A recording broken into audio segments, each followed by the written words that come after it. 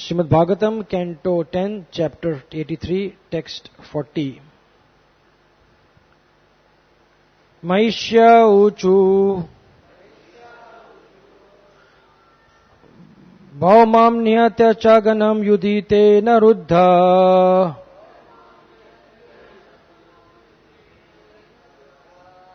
jatvaha nakshiti jaya jatarajo kanya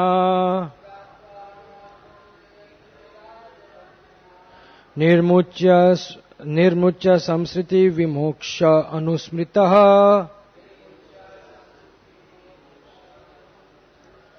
पदम भोजा परिणायाय आप्तकामा महिष्य ऊचु भौमां निहत्य च गणं युधिते नरुद्धा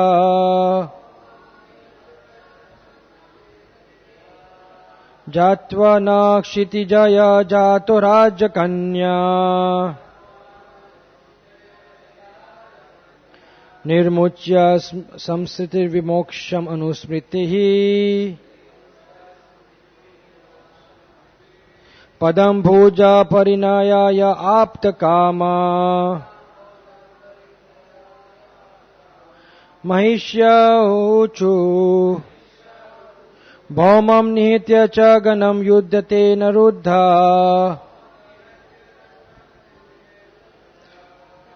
जातवा नाक्षितिजाय जातराजकन्या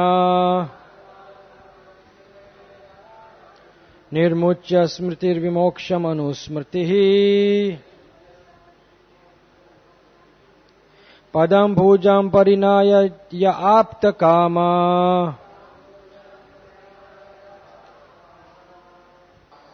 Mahishya Uchu, the queens said, Bhaumam, the demon Bhauma, Nihatya, killing, Sa, along with, Ganam, his followers, Yudhi, in battle, Tena, by him, Bhauma, Ruddha, imprisoned, Jatva, knowing, Atha, then, Na, us, Shitijaya, during Bhauma's conquest of the earth. Jita, defeated, Raja, of kings, Kanya, the daughters, Nirmuchya, releasing, Samsriti, from material existence, Vimoksham, the source of liberation, Anusmritihi, constantly remembering, Padam Bhujam, his lotus feet, Parininya, married, Yaha, who, Apta Kamaha, already fulfilled in all desires. Translation and purport by His Divine Grace Srila A.C. Bhaktivedanta Swami Srila Prabhupada. Rohini Devi, speaking for the other queens, said, after killing Bhaumasur and his followers, the Lord found us in the demon's prison and could understand that we were daughters of the kings whom Bhauma had defeated during his conquest of the earth. The Lord set us free, and because we had been constantly meditating upon His lotus feet, the source of liberation from material entanglement, He agreed to marry us through though His every desire is already fulfilled. Purport. Rohini Devi was one of the 9 queens questioned by Draupadi in text 6 and 7, and thus it is assumed that she speaks here representing the 16,099 other queens. Srila Prabhupada confirms this in Krishna, the Supreme Personality of Godhead. Om Jnana Timirandhasya Jnananjana Shalakaya Chakshurun Militam Yena Tasmai Shri Guruve Namaha Nama Om Vishnu Padaya Krishna Prestaya Bhutale Srimati Bhakti Vedanta Swami Iti Namine Namaste Saraswati Deve Gauravani Pracharine Nirvishesha Shunyavadi Paschatya Deshatarine Vanchakalpa Tarubhyascha Kripa Sindhubhya Evacha Patitanam Pavanebhyo Vaishnavebhyo Namo Namaha Namo Mahavadanyaya Krishna Prema Pradayate Krishnaya Krishna Chaitanya Namine Gauratvise Namaha He Krishna Karuna Sindhu Deenabandhu Jagatpate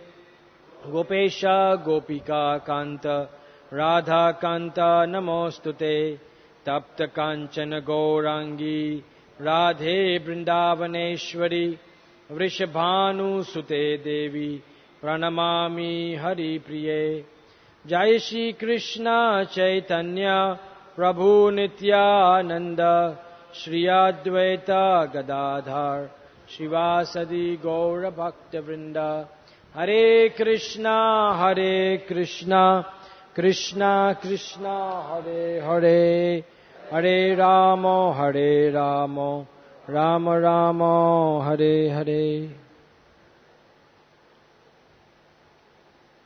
Hare Krishna. So we are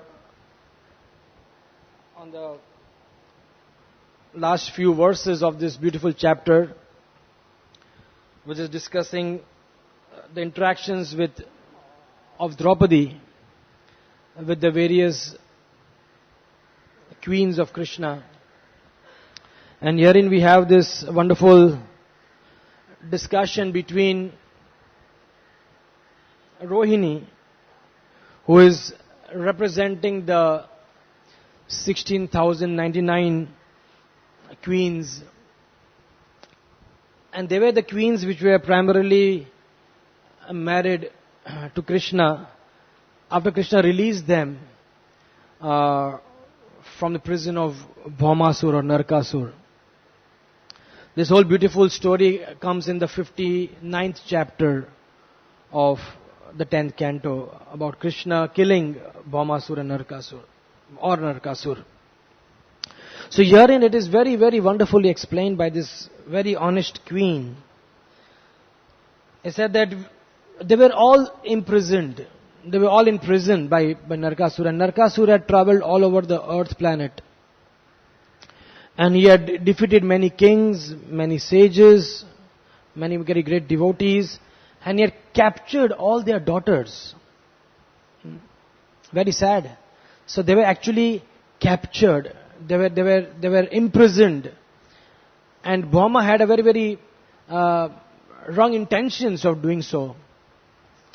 And you can imagine their destitute, their helpless condition of these girls. But by nature, the females are by nature comparatively weak. They need to be protected. Now here was a situation where Bhauma took away all the protection that they had from their fathers and their relatives. And they were staying alone. And in that very, very precarious situation, they were intensely praying in desperation. And it is said that they were meditating upon the lotus feet of Krishna. Now the question arises that, did they know Krishna? I mean, how were they meditating upon Krishna? Only if they knew Krishna, they could meditate upon Krishna. So how is it they meditate upon Krishna? Because they were not actually personally knowing Krishna. They didn't know who Krishna is. But it's explained by our acharyas. Very interesting. This also appears in the 59th chapter. That the gopis of Vrindavan, who were very, very keen to associate with Krishna, when Krishna left Vrindavan, Krishna arranged that these gopis, they were transformed as girls to various kings all over the earth planet. They were daughters of various sages, various kings, various royal orders. So the same gopis of Vrindavan, they were all over the earth. Because Krishna can do anything. Krishna left Vrindavan and he became Mathura Krishna and Dwarka Krishna. And similarly, as Krishna from Vrindavan Krishna became Mathura Krishna and Dwarka Krishna, these gopis of Vrindavan, they were transferred to be daughters of various kings. So they were always meditating upon Krishna's lotus feet. Krishna was not unknown to them. So when they were queens, when they were princesses, and when they were captured, in their heart they were always meditating upon Krishna's lotus feet. So very, very interesting. And then it said that Krishna came and he released us from the prison.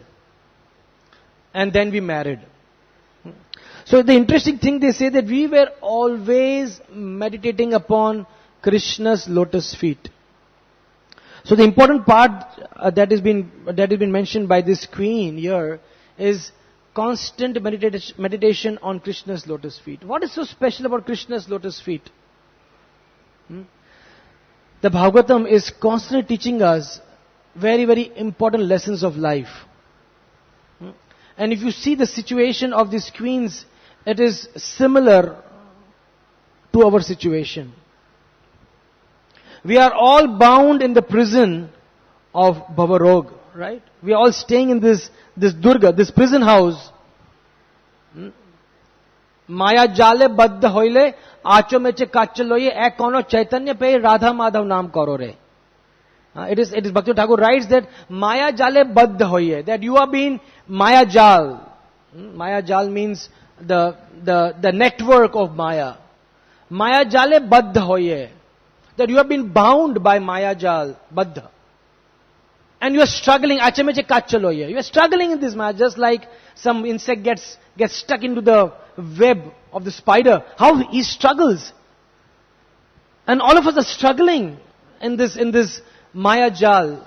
Akono chaitanya pe. But once you become really conscious, akono chaitanya pe. Once you become conscious, really conscious, then you realize Radha Madhav Naam Karore. That you start chanting the names of Radha Madhav or Radha Krishna or Radha Gopinath. So similarly, the queens here were bound for years. And in their bounded condition, they were constantly meditating upon Krishna's lotus feet. But Krishna didn't come immediately. Just like we have been very fortunate that in our bound condition, in our suffering condition, we have been suffering for many, many lifetimes, my dear friends. Bahunam janmanam ante jnanamam prapadyante vasudeva sarvamiti sam mahatma sudurlabha. Bahunam janmanam ante. Our many, many lifetimes, please understand, it is not a joke. For lifetimes to suffer. And then in this lifetime, akono chaitanya pe, we have got some chaitanya, some intelligence.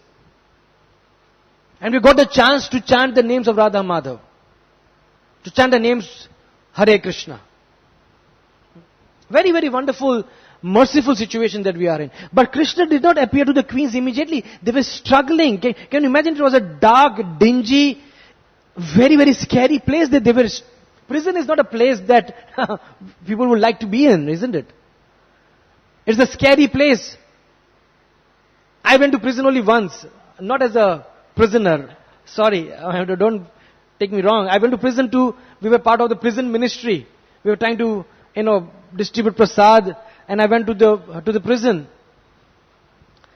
And it was such a depressing situation, to say the least. And then we were realizing that we are in a similar situation, or rather we are also in a prison. It's just that we do not know, because it's an invisible prison that we are all in. We don't see the bars, and we don't see the police constables and everything. And we think we are free. But we are in a very, very precarious situation. We are bound. Maya jale baddha hoye. We are bound. Our senses are bound.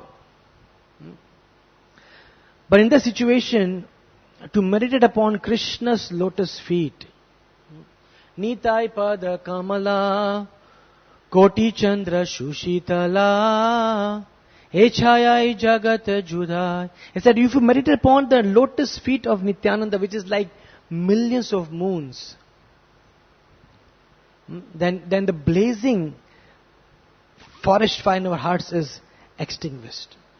When we meditate upon the lotus feet of Lord Nityananda. And similarly, the same lotus feet of Krishna. So what is the speciality of Krishna's lotus feet? We'll spend some time in discussing about Krishna's lotus feet, because it is explained that every great soul is constantly meditating upon Krishna's lotus feet. Jipada Paya Shiva Shivatva. How does Shiva get his Shivatva? Bhaktivinoda Thakur explains. By meditating upon Krishna's lotus feet. Rama, the goddess of fortune, is constantly meditating upon Krishna's lotus feet. Lord Brahma. So all these great souls, they are not fools that meditate upon somebody's feet. It must be a special feat. Like even if you want to admire beauty, usually we admire beauty by seeing somebody's face. But here is explained that the real beauty is in Krishna's feet. Of course, the face is very, very beautiful, but the feet is something that we need to meditate upon constantly. If you want to meditate upon something, it is the lotus feet of Krishna. And why is it? Because this feet has beautiful marks in them. Like if you try to see our feet, most of the time it is all dried up, cracked up feet that we have. Not lotus at all. And there are no marks. But Krishna's lotus feet has beautiful marks. And these marks are not just there because they just happen to be there. There is a purpose. And we will discuss why these marks are there. Everything that is happening in the spiritual world has a purpose. And if we understand, if we are conscious, if we are mindful of these things, it's very, very important. Krishna says, Yukta Ahara Viharasya, right? This verse in Gita, Yukta Ahar. He said everything has to be done in Yukta. The right amount of sleep, the right amount of recreation, the right amount of food. What is the meaning of this word Yukta? Most of the time we say Yukta means the right proportion. But the Sanskrit word Yukta is a combination of three meanings. Yukta means the right proportion, means the right quantity, the right quality, and third and most important, mindfulness. To be mindful of what you are doing, to be conscious of what you are doing. Because this society is a society of Krishna consciousness. If you are not conscious of what we are doing, why we are doing, then what is the use? We just live life the way it comes. So when we know that there are special marks in Krishna's lotus feet, there is a purpose. So Krishna, it is said that Krishna has a lotus, one of the marks is the half moon. Krishna has the half moon on lotus feet. So while we are discussing this, let us meditate upon this beautiful feet of Krishna. Yeah? And one of the symbols in Krishna's feet is the half moon. And what does the half moon signify? This half moon signifies that even devatas like Lord Shiva, they take this half moon, which is the lotus feet, upon his head. The half moon of Krishna's lotus feet is taken by Lord Shiva upon his head. It also signifies that if one meditates upon, one decorates the lotus feet in his heart, then he will become as exalted as Lord Shiva. That's the significance of the half moon. And just like the moon extinguishes all the burning fire, the moon is very cooling. So if you take the shelter of the lotus feet of Krishna, which is like the moon, it will eradicate all the burning in our hearts, the threefold miseries in our hearts. So this moon, when you see the moon in Krishna's feet, let us understand that this is the significance of the moon in Krishna's feet. Then Krishna has a bow. Now why is the bow there? It shows that those who are stupefied by the material world remains motionless like a target and do not come to the feet. Like how the bow, it has a target. And some people who are stupefied or you are stunned by the material energy, they will not come to the lotus feet of Krishna. You cannot be stupefied by Krishna's material energy. You need to be stupefied by Krishna's spiritual energy. And further it is explained, the mind of the devotees, when it meets, the mind is constantly meditating upon the Krishna's lotus feet, which is the target. When the mind of the devotee meets the target, that is the lotus feet of Krishna, then what happens? There is condensation of prema. And the result of when the mind of the devotee is combined with the target of Krishna's feet, the result is the incessant tears flow from the eyes when this meet. When the bow is signifying that. The target of Krishna's, of the devotee's heart is the feet of Krishna. Beautiful explanation. And there's a beautiful deep purpose of each of these things. The second thing is, there's a ambara or sky. The symbol of sky in Krishna's lotus feet. And the purpose of this is that just like the feet are all pervasive in all creation, just like the sky is all pervasive, the feet of Krishna is all pervasive. And this is beautifully explained in the beautiful story of Vamanadev. That the Krishna's is all pervasive. Trivikrama, his feet are everywhere. And we want to meditate upon Krishna's feet, they are all over, just like the sky. And then we have the cow hoofs, or the gospada, or the hoof print of a calf. And what is the significance of that? Significance is that once somebody meditates upon this lotus feet of Krishna, the ocean-like suffering that we all are going through, which is so vast, we are suffering as if we are in the ocean since millenniums. But this ocean of suffering is reduced to the size of a hoof print of a calf. What a magic! It's sheer magic, isn't it? This is not just poetic, my dear friends. It's not that it's just poetry. Oh, it is nice poetry. That this hoof print is, this whole ocean becomes a size of a hoof print of a calf. It is real. It is what the devotees experience. And then we have, on the lotus feet of Krishna, a fish. The fish signifies that just like the fish cannot stay away from the water, similarly the devotees cannot stay away from the lotus feet of Krishna, which are like the water. They constantly meditating upon the lotus feet of Krishna, just the devotees. And also means it's a multiple purpose of the fish being there. Just like the fish is very, very fickle in the water, you have seen the fish going here and there. And till the time our mind is fickle, the fish will always be looking here and there. But once it becomes fixed up, once the fish becomes fixed, then it achieves the food which is there in the waters. Similarly, a devotee has to be fixed. The fickle mind cannot meditate upon Krishna. If you want to meditate upon Krishna's feet, it has to be focused. Constantly focusing on Krishna's feet. Only then we can achieve Krishna's lotus feet. And that is explained that there is also a Ankusha or the god. This mark indicates the meditation of lotus feet brings the elephant of devotee's mind under control and keeps them the right path. The mind is like an elephant. It's so powerful, running here and there. And we find it difficult to control the elephant. Very difficult to control the elephant. It's huge. Colossal. But once we have the small god, this elephant driver has the god and just pokes the god, the elephant comes under control. That's why the god is present in Krishna's lotus feet. Just to show that if you meditate upon Krishna's lotus feet, the elephant-like mind of ours can easily be brought under control. And then we have the thunderbolt and the lotus.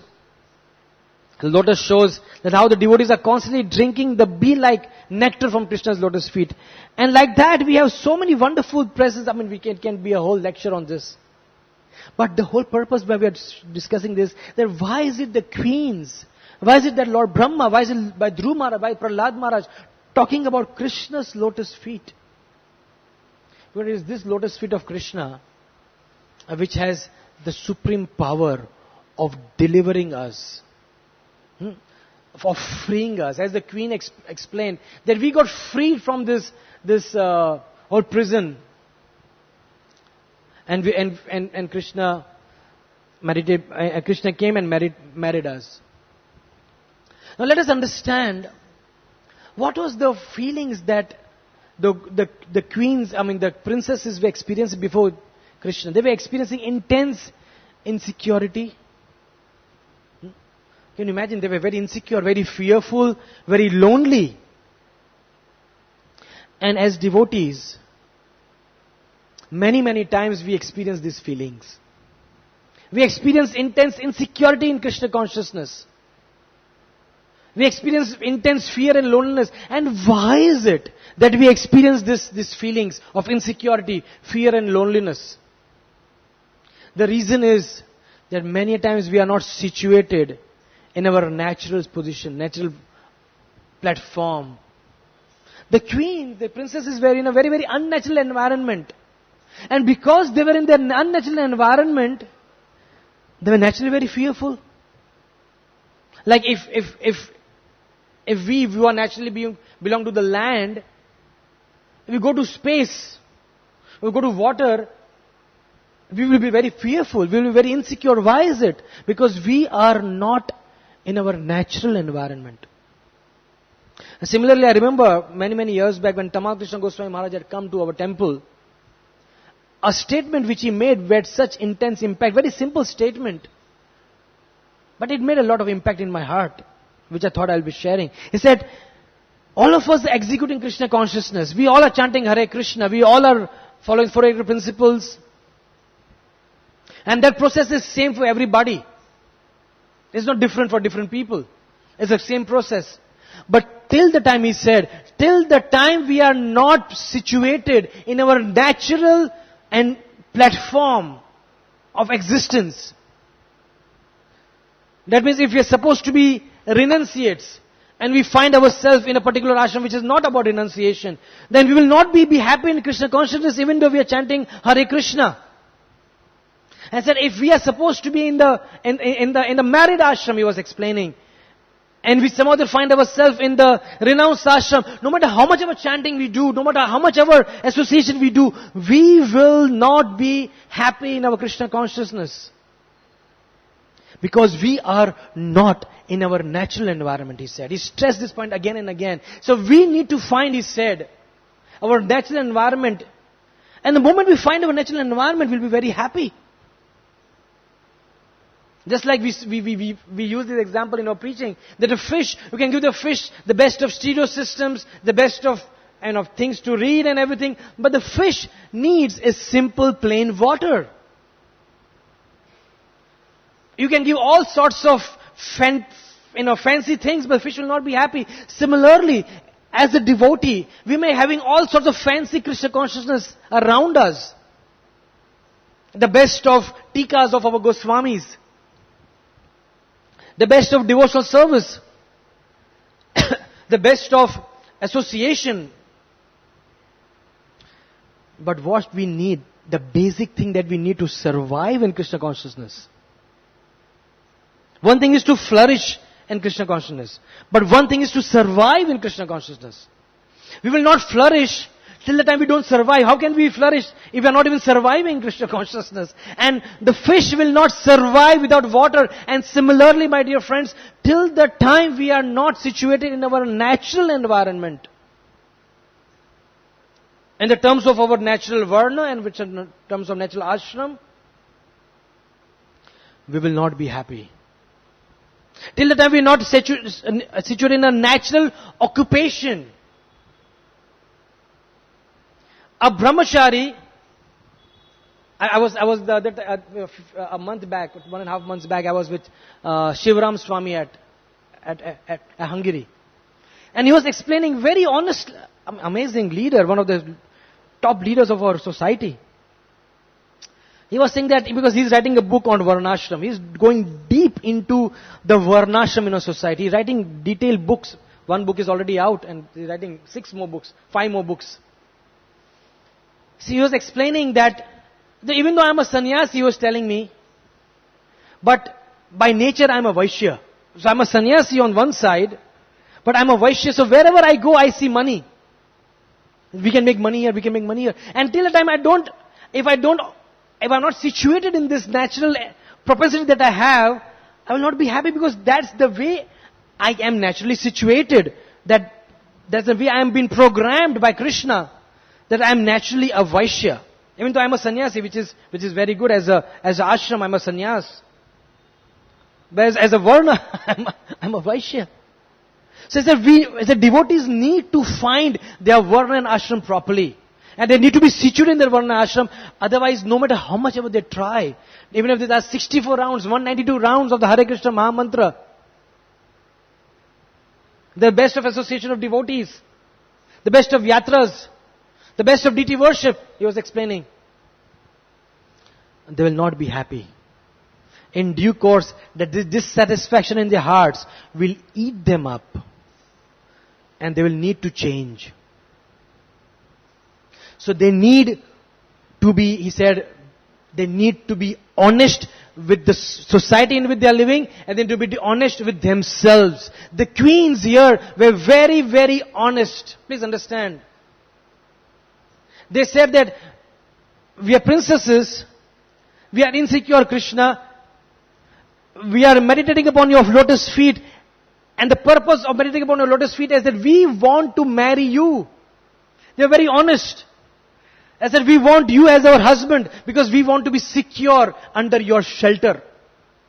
And because they were honest, Krishna reciprocated with them in great honesty and he married them. Even though it appeared to be very, very, and how can somebody marry so many queens? They were always thinking. But they were honest. They, Krishna, we want to marry you. Many a times as devotees, at least I find many times myself, and maybe some people whom I try to help, that they are not very honest with themselves. They try to have what you call this Pondraka-like facade, or what we call the false facade of something that they are not. And for years they are having that facade. But how long can you be on a facade? Facade is after all temporary. You need to remove that facade. And you need to be your natural self, isn't it? It's required. You can't be an actor all the time. You can be acting when you're supposed to be an actor. But you can't be acting in your life. And similarly as devotees, we need to learn from these queens that they were very honest. Krishna, we are insecure. We are fearful. We are lonely. And we need to marry you. It may in one sense sound very shameless. These girls just said, Krishna, we want to marry you. And what is this? These girls are telling Krishna, we want to marry you. But they said, we need security. If we want to be functional in this world, we need to be secure. Right now we are in a very, very artificial situation. We are insecure. We need security of your lotus feet. And once we are secured in your lotus feet, serving lotus feet, we can be wonderful queens and we can do our duties properly. So we need to learn this lesson. The first lesson that we learn from the queens, these beautiful, the 16,099 queens, they're teaching a beautiful lesson to all of us. The need to be honest. Take guidance. Do deep introspection. Do deep soul searching exercises in your life. Don't live a cheating life. Many times we may be living a cheating life.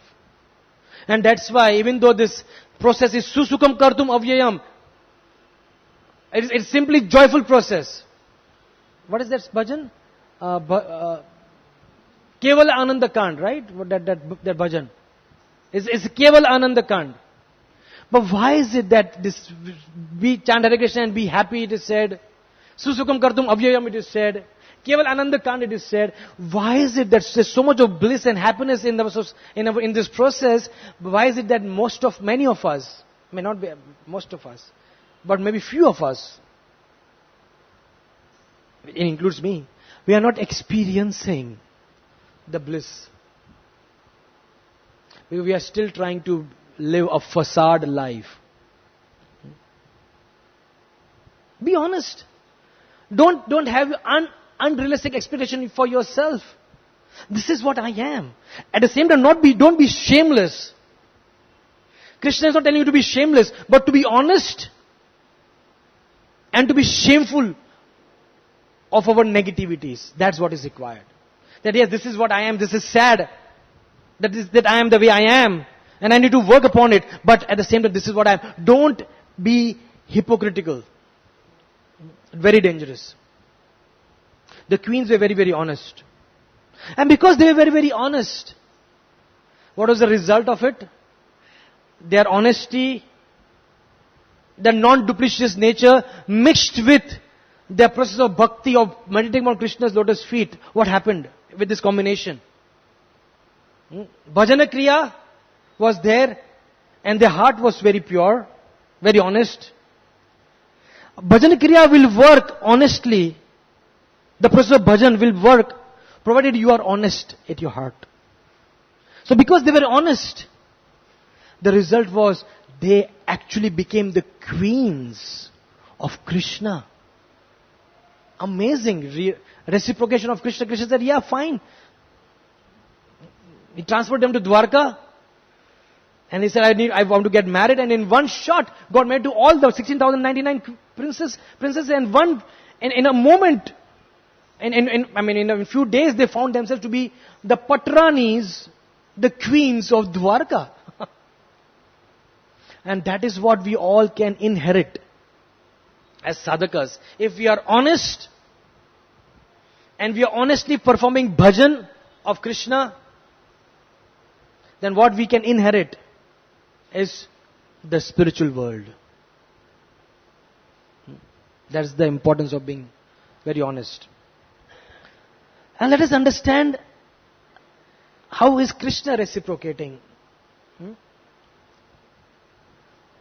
In this material world, many of us, we are all tuned in. If you analyze, we are tuned in to this particular station. Like a radio tunes into a station. Similarly, we all are tuned into this particular station of WIIFM. Now you will say, well, what is this WIIFM?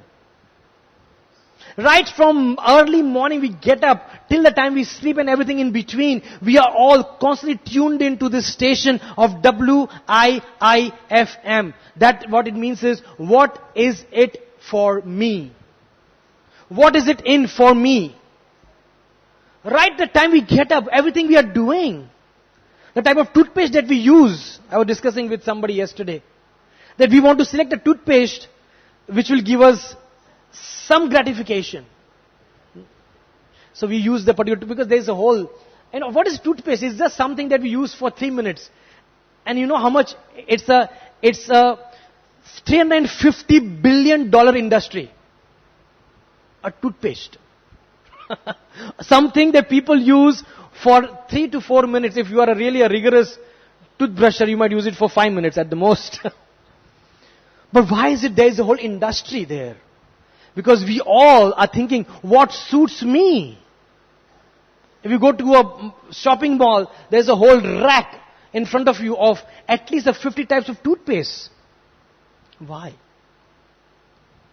But right from the beginning in the morning, we are thinking, what's in it for me?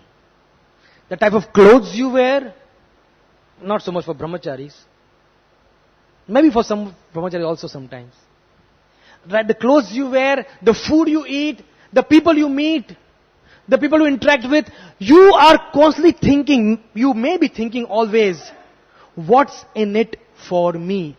We will meet those people where we find there's something in it for me.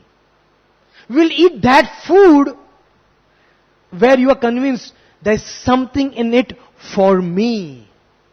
We'll go to that place, we'll go to that discourse when we find there's something in it for me. Now, it may not be completely wrong to have this understanding, because naturally we need to be very practical. But what this concept has given rise to is an extremely self-centered, selfish society. Everybody is thinking, can you imagine if everybody is thinking WIIFM? What's in it for me? Then will the society run? Because there's never that everything that we do, there's not always something in for us. We have to do something for somebody else. And that's what life is all about, isn't it? Life is not always about how I can be pleased.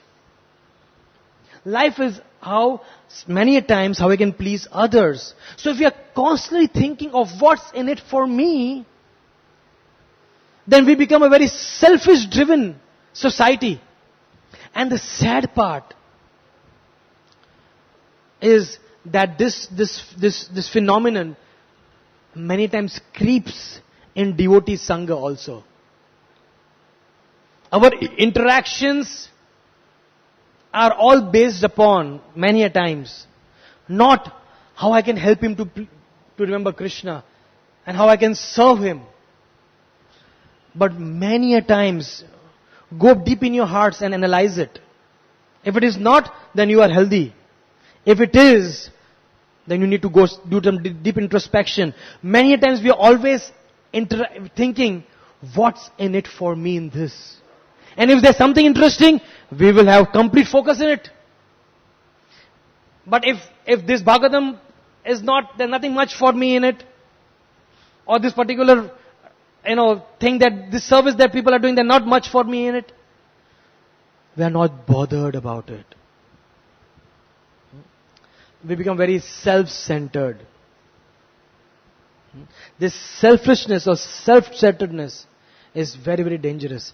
Krishna, on the other side, when we are analyzing it, he could have easily said, these queens, are praying, 16,099 of them. What's in it for me? Nothing. What will I gain? Nothing. Krishna is not going to gain. Krishna is Atmaram. He is self-satisfied within. What is it for me? But Krishna was driven by the intense prayers. Because Krishna wanted. And how does Krishna think? The healthy way of thinking? The unhealthy way of thinking is, what's in it for me? But the healthy way of thinking is, what can I do for you? Not what's in it for me, but what can I do for you, Prabhu? What can I do for you, my dear friend? And Krishna is always thinking in these terms, what can I do for you? He saw this princess is intensely crying, desperate, insecure, fearful. And his heart got drawn. So I need to help them. He could have said, what is in it for me? By the way, what's in it for Krishna anyways in any one of our lives? But Krishna is very, very wonderfully reciprocating. What was it for Srila Prabhupada to go to America? There was nothing for him, please understand. If Prabhupada would have asked this question, what's in it for me to go to America? The reply was, nothing, Prabhupada. There was nothing for you to go to America. Prabhupada was a scholar, happy person, pure devotee of the Lord, staying in Vrindavan. But Prabhupada never asked this question, what's in it for me? Prabhupada always asked the question, what's in it for the society's benefit? And that is the way Krishna thinks, that is the way Srila Prabhupada is thinking, and that is the way we all need to think in our lives. What is it that I can do for others? And that is a selfless society. More and more, if you see through these Facebooks, through these selfies, it's all a self-driven society. What's in it for me? I feel sad today. You put a photograph on your social media. I'm happy today. You are so much of I conscious because you are so much thinking about what's in it for me. This whole selfie culture, it is crazy in the society outside. Nothing against for people who are into this selfie business. But just analyze it. What is this whole selfie things? It's all about yourself. You click a photograph and put it on something. This is the way I did things. Because you think that the whole world should know what I am doing. Because I am important. It's the I-driven society. But the whole society is we-driven. That's the Vaishnava society. Let's not this disease of I-ness, let's not this disease of this me-centricness come into our devotee sangha. Because we came to the devotee sangha to get rid of all these things. Many of us were frustrated with this living outside. That's why we took shelter of Krishna. Let not that disease come here also. The fact is, if you are not careful, it is coming and it will come. It is not coming. It is coming. We are driven. We all like to sit in our own chambers and focus on my service because there is something in it for me. We don't care what's happening outside. Because if I do this, there's something in it for me. Right? So a particular department head is thinking about his department because there's something in it for me. But while you are taking care of your own department, while you are taking care of your own services, you should be equally concerned that your real service is to assist Srila Prabhupada in preaching the mission of Lord Chaitanya. But many times we become too narrow-minded, too self-centered in our own Dr. Frog and the well mentality. My well and I am Dr. Frog there. And we forget the whole ocean of service outside. Krishna is not like that. Krishna is constantly reciprocating with every single devotee. What is that verse? I have been reciprocating with everybody since time immemorial, right? Krishna says. Since time immemorial, Krishna has been doing what? Simply reciprocating with devotees. Krishna has never thought, what's in it for me? Because Krishna doesn't need anything. If he wants, he said, there's nothing in it for me because I am Atmaram. But Krishna never says that. Krishna says, I am dependent upon the love of the devotees. That's the way Krishna thinks. So what really drew my attention to in this verse is that Krishna didn't just ignore. And they, these princes are calling. It's okay. I'm so busy. I'm already having so many beautiful queens in the form of Rukmini, Satyabhama. I don't need any more such queens. And they are in trouble. Who wants to help people in trouble? Right? Many of us, we want to be with people who are happy people, right? And we want to be with people who are happy party people. Who wants to go to a place where people are troubled? But Krishna and Srila Prabhupada wanted to be in the place where people were most troubled. Krishna went to this prison house. He was not bothered to really kill the Narkasur, but he wanted to rescue these desperate princesses. And that drew him to this place, and he did all fight, and he killed Narkasur, Bhamasur, just to get these princesses. So let us all really take these beautiful lessons of Bhagavatam in our lives. This queen, by this one statement of hers in this verse, is teaching a profound lesson. Let us all not be tuned to this WIIFM radio station. What's in it for me? But let us be tuned into this understanding of what can I do for you, Krishna? What can I do for you, Srila Prabhupada? What can I do for you, my dear Prabhu? My dear Mataji, how can I serve you? That is the understanding and if that is the understanding, then we are really understanding the Bhagavatam. Then we are really living the Bhagavatam. We are not just hearing Bhagavatam, but we are living the Bhagavatam. And let us not just hear Bhagavatam, but let us live the Bhagavatam in our lives. Thank you very much. Hare Krishna. Any questions? We wish the brahmacharis a wonderful retreat. All of you are going on a wonderful retreat, and we wish that you all meditate upon how we can serve Prabhupada, how we can serve each other, and how we can serve this congregation. Thank you very much. Hare Krishna. Srila Prabhupada ki, Granthra Srimad Bhagavatam ki.